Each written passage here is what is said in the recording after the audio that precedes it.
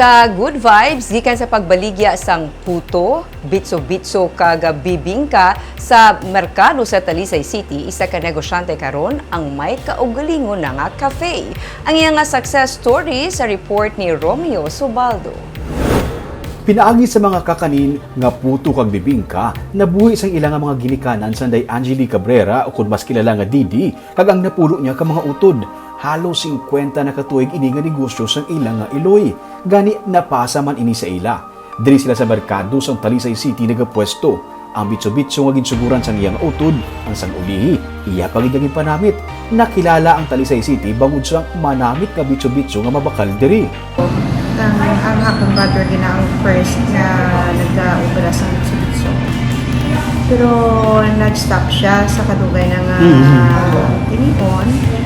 Then, panisaran ko na ibalik sa market.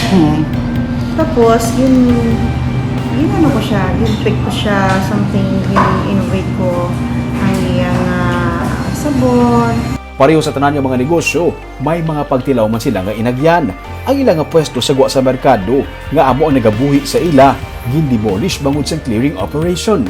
Ginsaylo sila sa sulod sang market, gani halos napatay ang ilang nga negosyo kay hindi na sila matultulan sang ilang nga mga suki.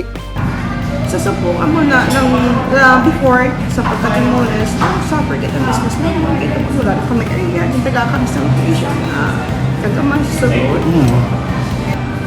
Almost dying ang business, kasi is, naging proud sa Talisay sa nila.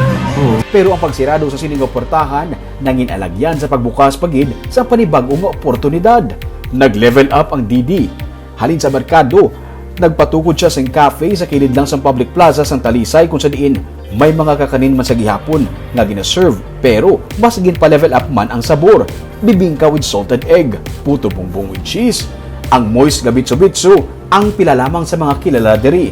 May iban man sila nga mga produkto nga ginatanyag. Suno kay Angeli, ang pagtuo, pagkatutom, kag pag-innovate ang mga sikreto sa pag-uswag sang iyang negosyo. Kay kung ang tao may sa ka-ambisyon, kag may determinasyon, kag kinala ang skills mo, nangyara ka gid na ability to work out mo, kag kinala gid siguro learning, number 1 gid. Kag mga ikagid wisdom kay Lord, always.